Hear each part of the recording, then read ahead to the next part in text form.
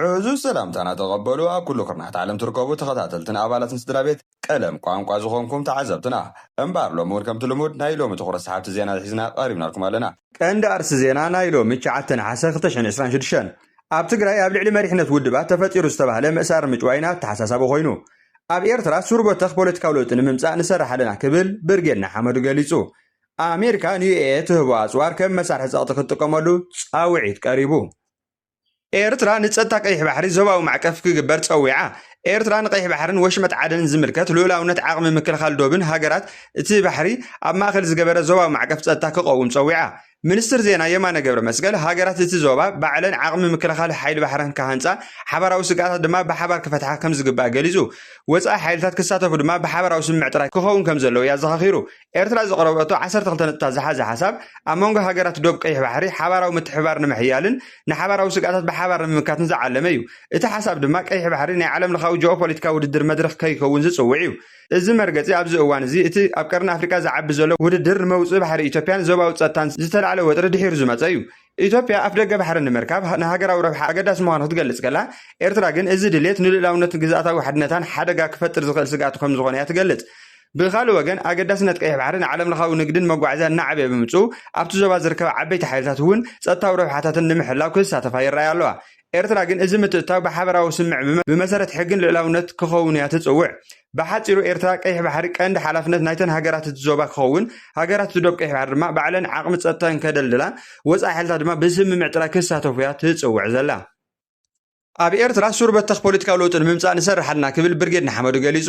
መሪሕነት ብርጌድና ሓመዱ ኣብ ኤርትራ ካብ ህዝባዊ ማዕበልን ዝተወደበ ሓይሊ መንስያትን ዝተበገሰ ሱርበት ተኽ ፖለቲካዊ ለውጥን ምምጻእ ከም ዝሰርሕ ገሊጹ እቲ መግለጺ እዚ ምንቅስቓስ ካብ ደገ ዝግበር ተቃውሞ ጥራይ ዘይኮነ ኣብ ውሽጢ ሃገር ህዝባዊ ተሳትፎ ንምስፋሕ ዝዓለመ ምዃኑ እውን ኣመልኪቱ ብርጌድና ሓመዱ ወይ ድማ እቲ ብሰፊሑ ሰማያዊ ሰውራ ተባሂሉ ዝጽዋዕ ምንቅስቓስ ኣብ 2022 ጀሚሩ ኣብ ዲያስፖራ ኤርትራውያን ዝተራእየ ተቃውሞ ምንቅስቓስ እዩ ቀንዲ ዕላምኡ ድማ ኣንጻር ስርዓት ህግደፍ ደው ምባልን ኣብ ኤርትራ ዲሞክራሲያዊ ለውጢ ምምጻእ እዩ ክብል ይሕብር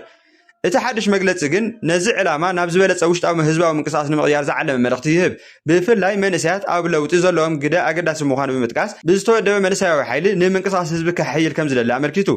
እቲ ግንባር ግዝያዊ መቐማጦ ኣብ ኢትዮጵያ ብምግባር ናብ ህዝቢ ኤርትራ ንምቕራብ ንለውጢ ንምውዳብ ይንቀሳቐስ ከም ዘሎ ይገሊጹ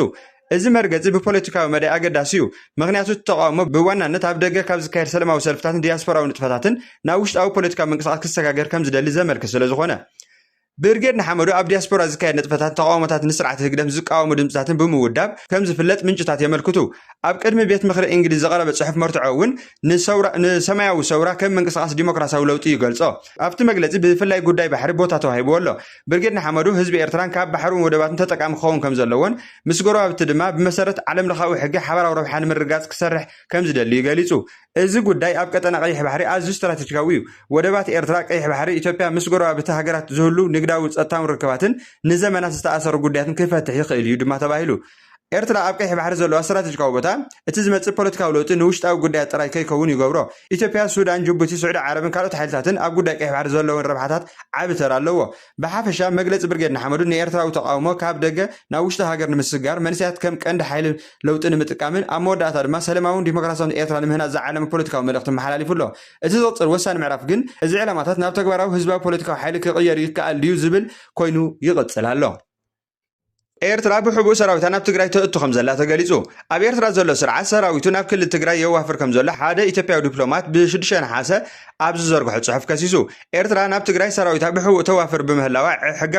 ተዋፍር ብምህላዋ ሕጋዊ ዕላማ ክውሰደላ ዝገብር እዩ ክብል ኣምባሳደር ሱሌማን ደደፎ ገሊጹ ኣብ ኤርትራ ዘሎ ስርዓት ምስ ሕወሓት ብምዋሃድ ናብ ክልል ትግራይ ከበድቲ ኣጽዋር ጸላም ጉልባ ብምግባር የዋፍር ከም ዘሎ ዝገለጸ እቲ ኣምባሳደር ከቢድ መጠንቀቕታ ኣመሓላሊፉ ኣሎ ኣምባሳደር ኢትዮጵያ ኣብ ሶማልያ ሱሌማን ደደፎ ኤርትራ ብዘይ ፈቃድ ማእከላዊ መንግስቲ ወተሃደራዊ ሓይልታት ብምውፋር ልዕላውነት ኢትዮጵያ ሃገራዊ ሕጊ ብንጹር ዝጥሕስ ምዃኑ ኣብ ማሕበራዊ ኤክስ ገጹ ዘስፈሮ ሓበሬታ የመላኽት እዚ ተግባር እዚ ንኤርትራ ቀጥታዊ መሻርክቲ ኩናት ስለ ዝገብራ ኢትዮጵያ ብመሰረት ቻርተር ሕቡራት ሃገራት ዘለዋ መሰር ርእሰ ምክልኻል ክትጥቀመሉን ንኤርትራ ሕጋዊ ወተሃደራዊ ዕላማ ክትገብራን ከም ትኽእል ኣጠንቂቑ ኣሎ ነዚ ክስ ኣመልኪቱ ካብ ኤርትራ ዛጊት ዝተዋህበ ግብረ መልሲ የለን ኣምባሳደር ሱሌማን ኣብ መንጎ ፌደራልን ትግራይን ኣብ ዝነበረ ግጭት ክርክርን ንስርዓት ብልጽግና ዝድግፍ ሓሳብ ብምሃብ ዝፍለጥ እዩ ኣምባሳደር ሱሌማን ባጫ ደበሌን ከም ፕሮፓጋንዲስት ብምዃን ንብልጽግና ብሰፊሑ ዘገልግሉ ዘለዉ ሰበስልጣናት ምዃኖም ተንተንቲ ፖለቲካ ይኣምኑ ኣብ እዋን ኩናት ትግራይ ንሰራዊት ኤርትራ ዓዲሙ ከእቱ ዝገበረ ስርዓት ብልጽግና ብልጽግና ሕጂ ሰራዊት ኤርትራ ናብ ትግራይ ኣትዩ ኢሉ ከእዊን ክኸስስን ሞራላውን ሕጋውን ኣይኮነን ክብሉ ምስጢረ ስላሴ ተኣምራት ትርከቦም ፖለቲከኛታት ኢትዮጵያ ድማ ብኣንጻሩ ብትሪ ይምጉት እዮም። ኣብ ትግራይ ኣብ ልዕሊ መሪሕነት ውድባት ተፈጢሩ ዝተባሃለ ምእሳር ምጭዋይና ተሓሳሳቢ ኮይኑ ኣብ ትግራይ ኣብ ልዕሊ መሪሕነት ኣባላት ውድብ ነጻነት ትግራይ ዝፍጸም ዘሎ ምእሳር ምጭዋይን ከምኡውን ኣብ ሕብረተሰብ እዋናዊ ዘይርጉነት ፍርሕን እናፈጠረ ይመጽእ ከም ዘሎ እቲ ውድብ ኣብ ዘውፅኦ መግለጺ ገሊጹ። እዚ ክሲ ኣብ ሓደ ውድብ ወይ ድማ ፖለቲካዊ ወገን ዝተወሰነ ጉዳይ ጥራይ ኣይኮነን። ኣብ ከባቢታት ትግራይ ዘሎ ናይ ሕጊ ጸጥታ ፖለቲካዊ ውጥረትን ብዝተፈዐ መልክዑ እንደገና ኣብ ትኹረት ከም ዘምጽኦ ተዓዘብቲ ይገልጹ። ብመሰረት መግለፂ ውድብ ነጻነት ካሕሳይ በርሀ ዝተባሃለ መምህርን ተጋዳላይን ከምኡውን ኣባል ላዕለዋይ መሪሕነት ውድብ ኣብ ሽረ ንልዕሊ ሓደ ወርሒ ብዘይሕጋዊ መስርሕ ተኣሲሩ ከም ዘሎ እዩ ተገሊጹ። ብተመሳሳሊ ድማ መተሓባበሪት ዞባ ምብራቅ እቲ ውድብ ዝኾነት ወይዘሮ እዝጋኣምን ተክለ ብርሃን ብ7 ናሓሰ 2026 ኣብ ፍረወይኒ ከም ዝተኣሰረት እቲ መግለፂ ይሕብር። ኣብ ኣክሱም ድማ ካሕሱ ኪዳነ ዝተባሃለ ኣባል ላዕለዋይ መሪሕነት እቲ ውድብ ብ6 ናሓሰ ብሓይልታት ጸጥታ ከም ዝተኣሰረ ወሲኹ ሓቢሩ ኣሎ።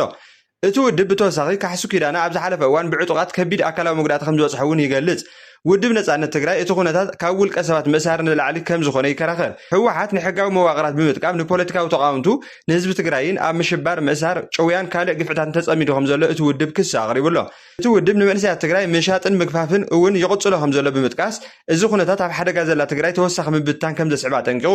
ኣብ ትግራይ ኣብ ቀረባ እዋን ዝወፅእ ዘሎ ፖለቲካዊ ጸጥታዊ መምርሒታት ንዜጋታት ፍርሕን ራዕድን ፈጢሮም ከም ዘለው ነበርትን ተንተንቲ ፖለቲካን ከም ዝሓበርዎ እቲ መግለፂ ይጠቅስ። ኣብ ከምዚ ዝበለ ኩነታት እቲ ዝዓበየ ሓላፍነት ናይ ዝኾነ ይኹን ፖለቲካዊ መገን ምዃን ኣይኮነን ሕጊ ንኹሉ ማዕረ ክሰርሕ ምግባር ምዃኑ ወሳኒ ድማ ኣዘኻኺሩ። ኣብ ትግራይ ዝሕቶ ፍትሒ ፍሉይ ኣገዳስነት ኣለዎ። እቲ ሕብረተሰብ ካብ ኩናት ምፍንቓል ምዕናው ንብረትን ምጥፋእ ህይወትን ገና ሙሉእ ዘይሓወየሉ እዋን እዩ። ስለዚ ሓድሽ ዙር ፍርሕን ፖለቲካዊ ምፍራሕን እቲ ክልል ናብ ዝያዳ ዘይርጉነት ከይወስዶ ከቢድ ስጋኣት ፈጢሩ ኣሎ።